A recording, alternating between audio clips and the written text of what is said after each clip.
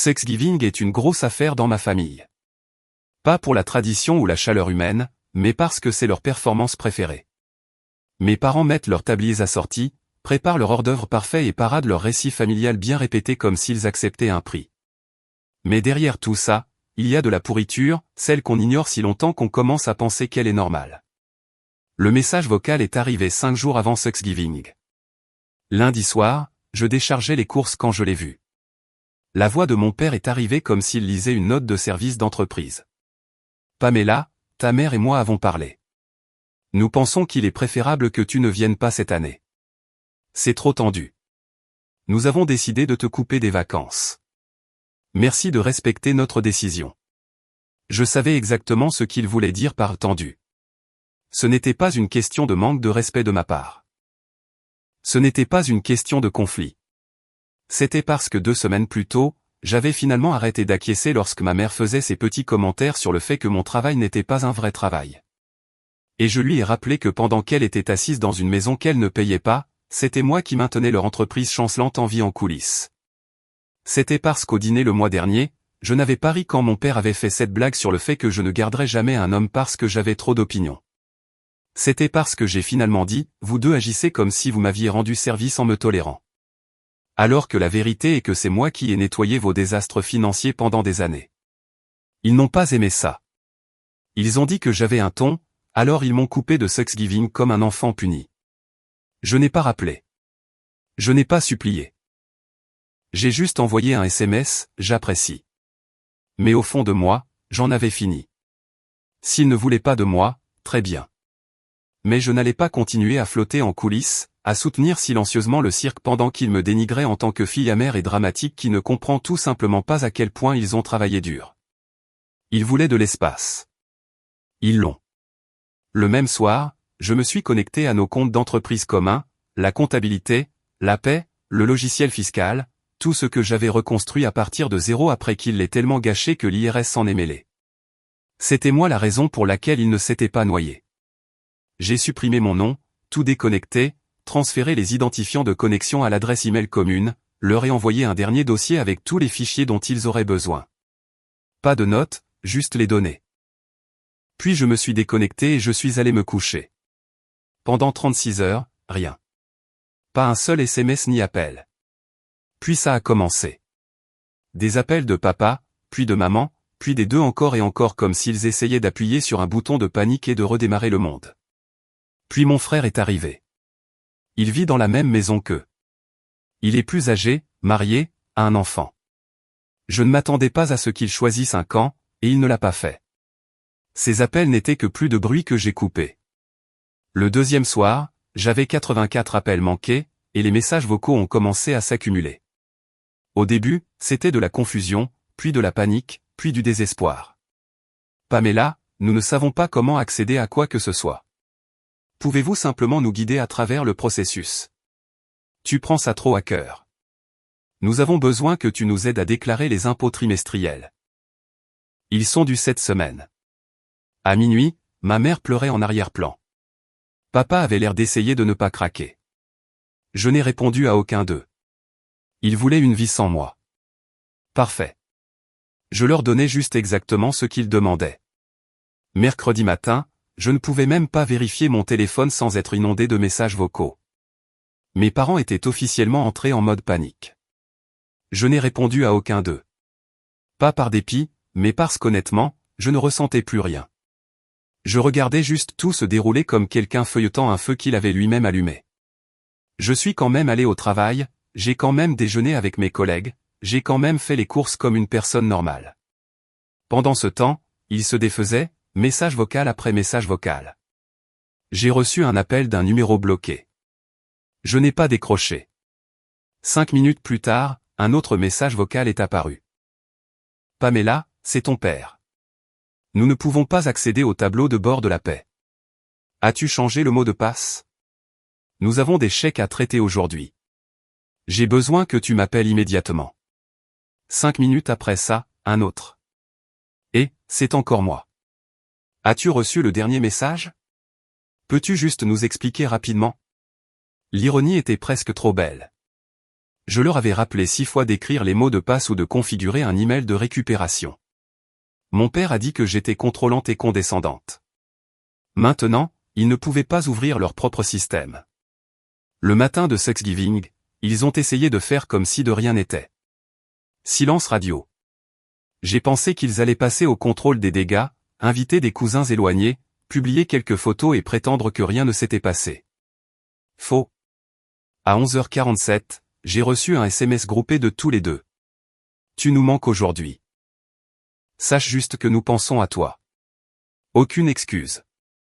Aucune mention de ce qu'ils ont fait, juste des mots vagues et polis qui ne signifiaient rien, comme si j'étais censé être touché.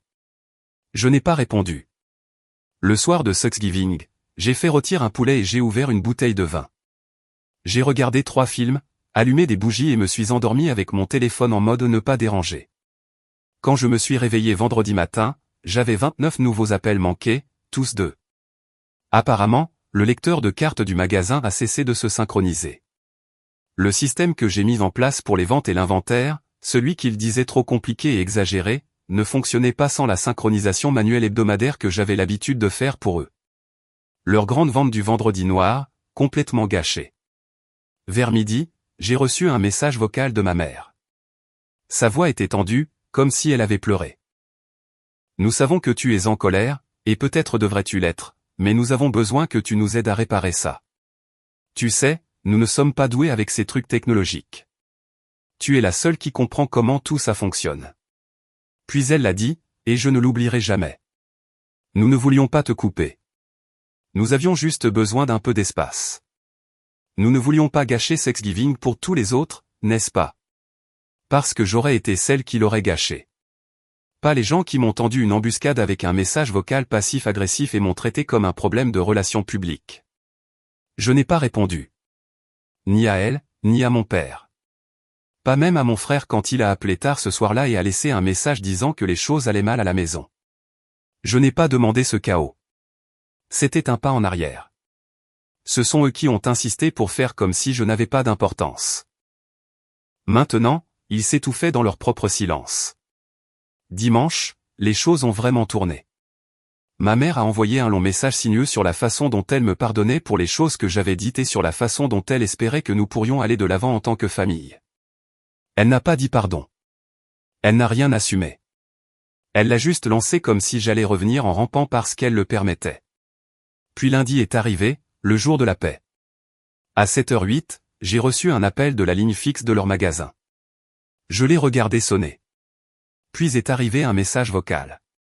Pamela, les chèques ont été rejetés. Le système dit que nous sommes bloqués. Nous avons des employés qui appellent. C'est grave. Tu dois réparer ça. Je n'ai même pas ouvert le message. Je l'ai juste supprimé. Puis un autre. Pam, nous t'en supplions maintenant. S'il te plaît. Ce n'est pas une blague. Nous n'arrivons pas à traiter les impôts. Nous avons tout essayé. 27 appels ce jour-là. À 15h, mon père m'a envoyé un email de 3 phrases depuis le compte du magasin. La ligne d'objet disait « Urgent ». S'il te plaît, aide-nous. Nous ferons n'importe quoi. Dis-nous juste quoi faire. Et toujours pas d'excuses, juste du désespoir déguisé en humilité. Ce soir-là, j'ai allumé une autre bougie, préparé le dîner et éteint à nouveau mon téléphone. Ils voulaient que je parte. Ils ne s'attendaient tout simplement pas à quel point ils comptaient sur la personne qu'ils essayaient d'effacer. Mardi soir, leur désespoir s'est transformé en quelque chose de plus laid. On pouvait l'entendre dans les messages vocaux. Mon père ne suppliait plus. Il était frustré. Il était passé de « Nous avons besoin de ton aide là, pourquoi nous ferais-tu ça ?» en moins d'une semaine. Et ma mère, ses messages étaient imprégnés d'un mélange de culpabilité et de droit. Ce genre de culpabilité qui n'est pas vraiment de la culpabilité, juste de la déception que les choses ne se soient pas passées comme elle l'imaginait. Pamela, ce n'est pas comme ça que les familles se traitent. Tu as fait valoir ton point de vue.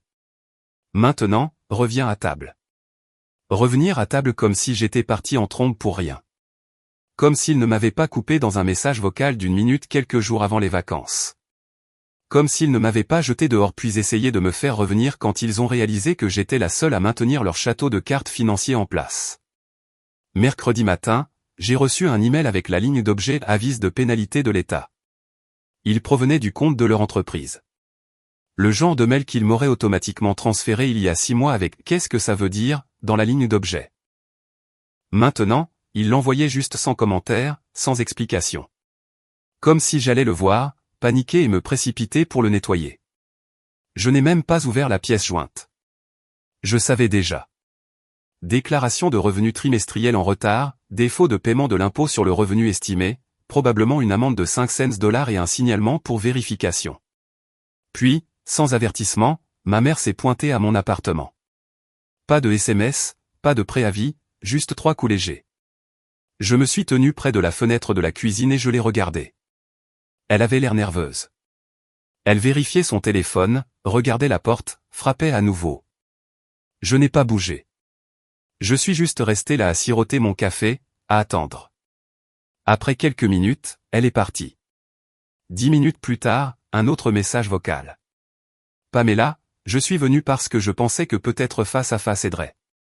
Je sais que les choses ont dégénéré. Nous ne voulions pas te blesser. Tu es toujours notre fille, et ces trucs d'entreprise, ça a dégénéré. S'il te plaît, viens nous parler. Toujours pas d'excuses. Juste cette même vague déviation. Nous ne voulions pas te blesser. Comme si me couper de Thanksgiving était un accident. Comme si j'étais juste trop sensible. Jeudi soir, j'ai finalement répondu à un appel. Pas de mon frère. Il se tient à l'écart des drames familiaux. Il vit avec eux, oui, mais se tient surtout dans sa propre petite orbite avec sa femme et son bébé. Alors quand il a appelé 2 fois de suite, j'ai pensé que c'était quelque chose. Il a fait court. A dit qu'il ne voulait pas s'impliquer, mais pensait que je devrais savoir. Mes parents prévoient de vendre la voiture. Ça m'a arrêté. La voiture, celle que tu leur as achetée plus tôt cette année. Maman dit que techniquement elle est toujours enregistrée au nom de papa. Ils disent que tu n'as jamais payé le prix total, que tu leur dois. J'ai acheté cette voiture en février, payé intégralement, viré l'argent directement sur leur compte, imprimé la confirmation. J'ai même payé le changement d'assurance et l'enregistrement, mais je leur ai fait confiance quand ils ont dit qu'ils s'occuperaient du transfert de titre. Ne t'inquiète pas, a dit mon père.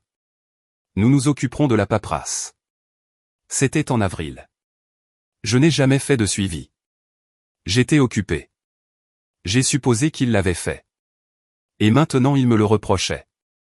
Pas seulement en menaçant de la garder. Il parlait de la vendre sous mes pieds. Ce moment était dégrisant. Il ne se débattait plus seulement. Il ripostait. J'ai dit à mon frère que j'appréciais l'avertissement. C'était tout. Il avait l'air mal à l'aise, comme s'il ne voulait pas être pris au milieu. Et je ne lui en voulais pas. Mais je n'allais pas me battre pour une voiture. Je n'en voulais pas. Je ne voulais rien d'eux. Il pouvait la garder, la vendre, la conduire d'une falaise. Je pouvais m'en aller propre avec les mains vides et une conscience plus claire que la leur ne le serait jamais. Et pourtant, je n'avais pas dit un mot à grand-père. Il n'avait pas d'ordinateur. Utilisait à peine son téléphone. Faisait encore tout sur papier.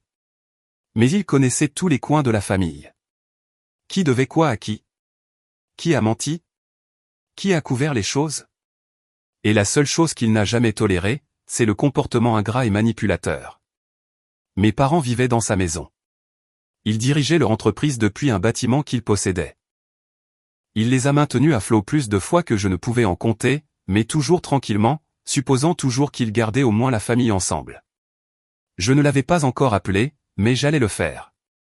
Et une fois qu'il aurait entendu ce qu'ils ont fait, pas seulement à moi, mais à son nom, à son entreprise, à sa confiance, ils auraient de plus gros problèmes qu'une paix rejetée. Je n'avais pas prévu d'impliquer grand-père. Pendant la majeure partie de ma vie, il est resté en dehors des drames familiaux. A dit que les adultes devaient régler les choses comme des adultes. Mais ce n'était pas juste un drame. C'était une spirale de manipulation à part entière, et ça n'allait pas s'arrêter à moins que quelqu'un de plus grand que moi ne le dénonce. Alors, vendredi matin, je suis allé chez lui en voiture. Route de campagne tranquille, même balançoire de Porsche grinçante, même café noir sur le poêle. Il a ouvert la porte et n'a rien dit. Il m'a juste regardé comme s'il savait déjà. Je lui ai tout raconté, du message vocal de Thanksgiving aux 84 appels manqués, aux fausses larmes, à l'échec de la paix, à la vie fiscale, tout ça. Et puis je lui ai parlé de la voiture. Celle que j'ai achetée, payée intégralement, et que je ne possède toujours pas légalement.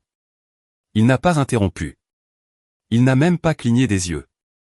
Quand j'ai fini, il a hoché la tête une fois, s'est levé et a descendu le couloir. Est revenu avec un dossier manille, l'un des plus lourds qu'il utilise pour les papiers de propriété et les documents de location. Il l'a feuilleté, a sorti 2 documents et a passé un appel téléphonique. Je ne savais pas qui il appelait au début. Puis j'ai entendu le nom, son avocat, pas un ami de la VFW, pas une faveur familiale. Un vrai avocat, celui qui s'occupe de sa succession. Il a donné au gars des instructions claires. 2 choses, rédiger une demande formelle de transfert complet du titre du véhicule à mon nom, avec effet immédiat, et mettre un frein au bail commercial du magasin que mes parents louaient chez lui. J'étais toujours assise là quand il a raccroché. Il s'est tourné vers moi et a dit qu'ils avaient eu trop de cordes. Il est temps qu'ils sentent la chute. Je n'ai rien dit. J'ai juste hoché la tête. Le lendemain, samedi, il les a invités chez lui. Midi pile. Leur a dit qu'il s'agissait du renouvellement du bail et de certaines décisions à prendre. Je suis arrivé 15 minutes plus tôt. Grand-père était déjà à table avec un nouveau dossier de documents qui attendait. Mes parents sont arrivés ensemble. Ma mère avec les yeux rouges, comme si elle avait déjà pleuré. Mon père faisant ce truc de faux calme qu'il fait quand il pense qu'il est sur le point de reprendre le contrôle. Ils sont entrés et m'ont vu à table.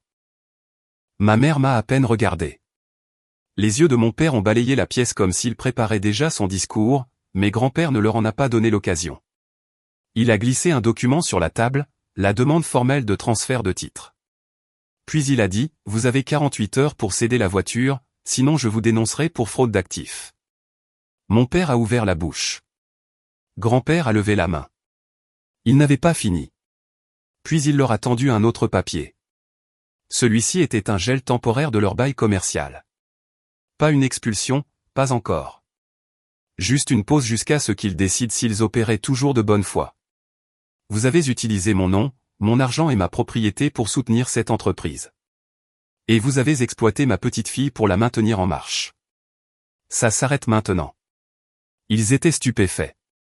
Pas seulement à cause de ce qu'il a dit, mais parce que quelqu'un ne leur laissait enfin pas tourner l'histoire. Il n'y avait pas de place pour de fausses larmes, pas de place pour « mais nous ne le pensions pas ». Pas de place pour reculer. Puis grand-père a lâché quelque chose que personne d'entre nous n'avait vu venir. Il a parlé de la maison, a dit qu'il réfléchissait depuis un certain temps à ce qu'il adviendrait de la maison à long terme. Et après ce petit épisode, il n'était pas sûr que la laisser à des gens qui pouvaient couper leur propre fille par ego était le bon choix. Mon père s'est assis en arrière, silencieux. Ma mère a commencé à dire quelque chose, mais c'est mort dans sa gorge. Puis grand-père m'a regardé et a demandé, « Veux-tu dire quelque chose ?» Je me suis levé. J'ai dit, je n'étais pas ici pour reconstruire une famille. J'étais ici pour obtenir ce que j'ai payé. Je ne demandais pas de réconciliation ou d'excuses qui n'apparaissaient que lorsqu'ils étaient désespérés. Ils voulaient que je sorte de leur vie. Je ne faisais que terminer le travail. Je suis sorti. Ils ne m'ont pas suivi. Mais 2 heures plus tard, le titre de la voiture a été transféré à mon nom. Je suppose que grand-père s'est fait comprendre.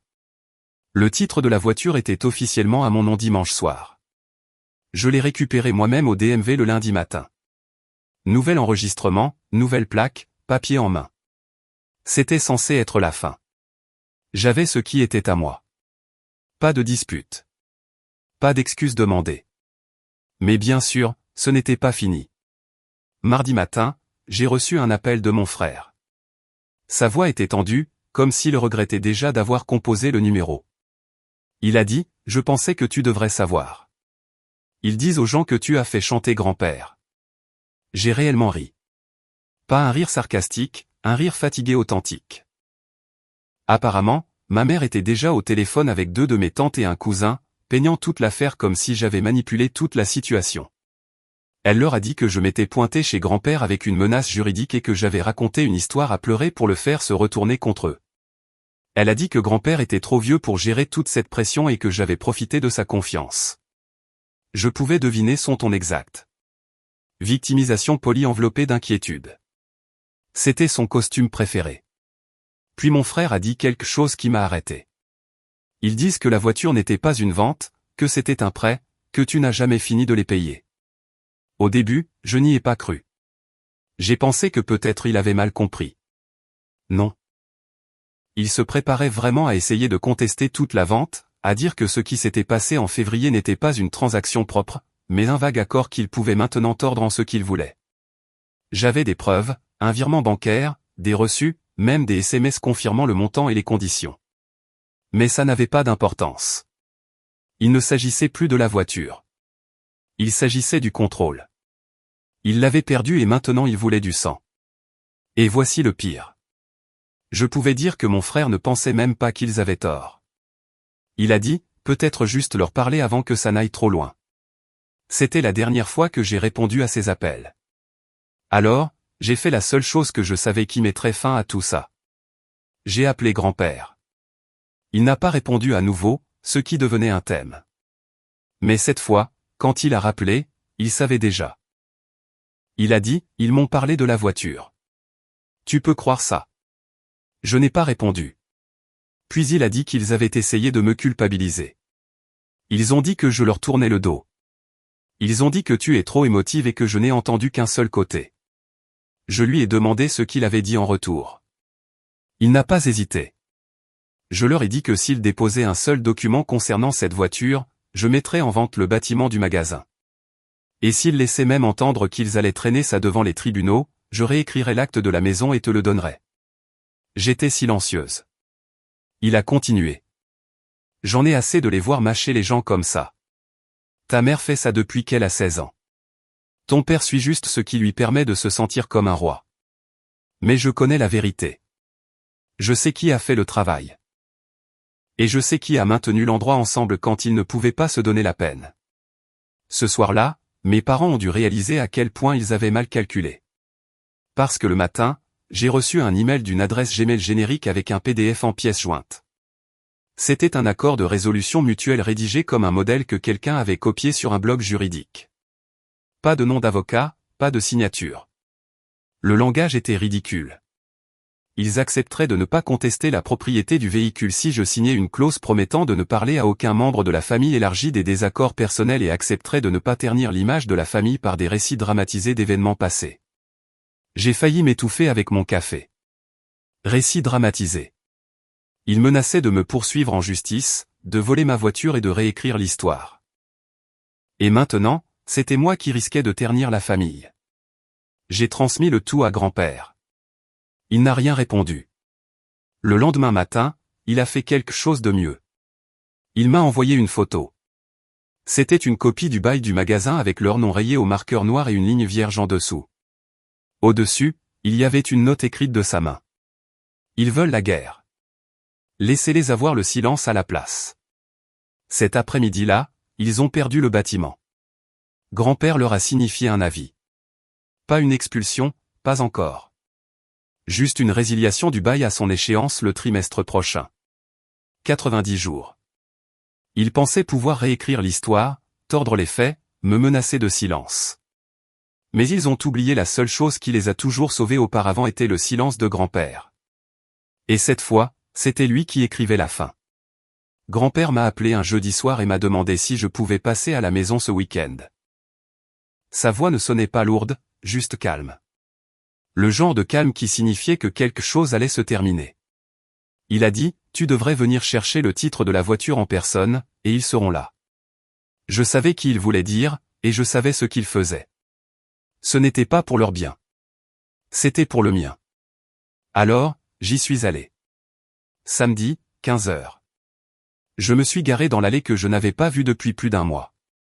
La dernière fois que je me suis garé là, j'avais encore l'illusion que la famille pouvait être réparée juste parce que les gens partageaient le même sang. Je ne pensais plus ça. La porte d'entrée était entr'ouverte.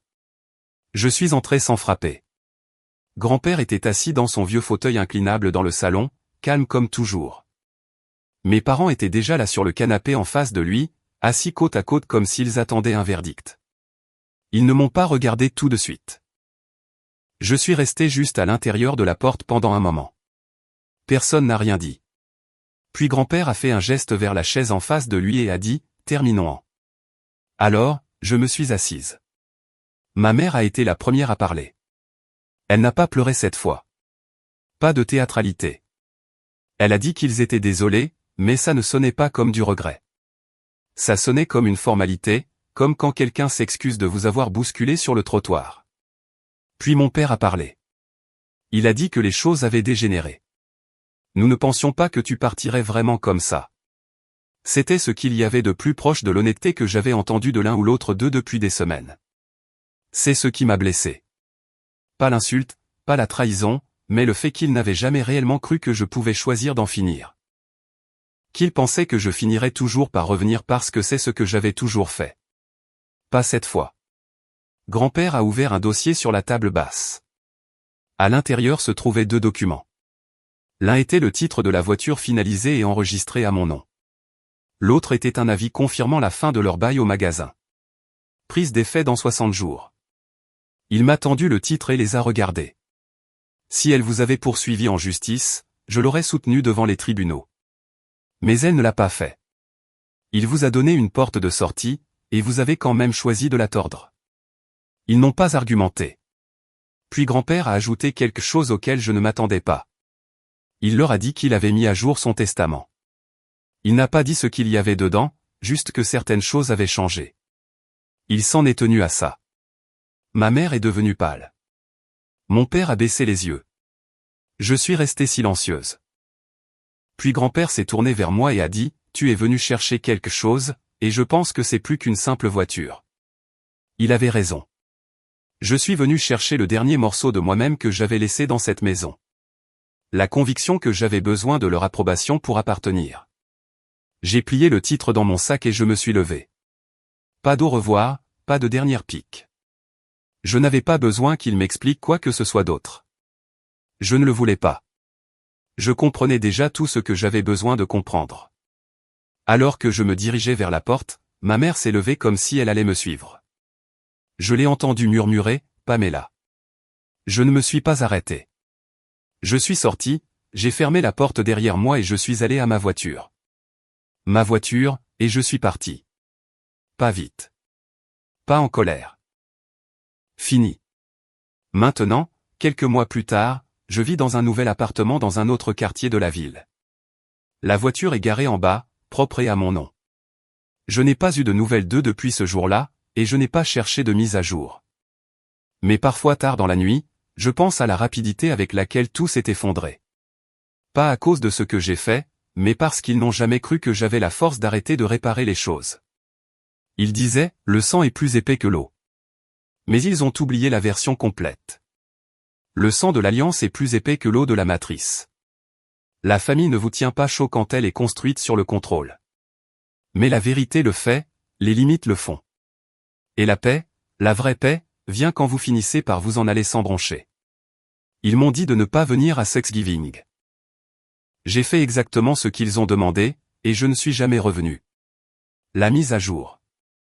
Ça fait environ 7 mois que je les ai vus pour la dernière fois. Il n'y a pas eu d'appel, pas d'excuses surprises, pas d'invitation de vacances glissées sous la porte. Juste du silence. Et honnêtement, j'en suis reconnaissante. Le magasin a fermé. Il n'a pas pu survivre après la fin du bail. Je n'ai pas célébré. Je n'ai pas tendu la main. J'ai juste pris note et je suis passé à autre chose. Je vois grand-père régulièrement maintenant. Il vient dîner toutes les 2 semaines. On fait simple, on parle du travail, du jardin, de choses aléatoires. Le reste reste enfoui. Et en parlant de travail, j'ai commencé à aider d'autres petites entreprises à mettre en place les systèmes que j'ai autrefois construits pour mes parents. Un client s'est transformé en 2, puis en 5. Maintenant, c'est quelque chose de stable. Calme, honnête, non. La voiture est toujours avec moi. Chaque fois que je la conduis, je pense qu'ils ont essayé de me prendre ça, et je ne les ai pas laissés faire. Je ne suis pas revenu. Je n'ai pas pardonné ce qui n'a pas été réparé. Mais j'ai avancé, et c'est plus cassé.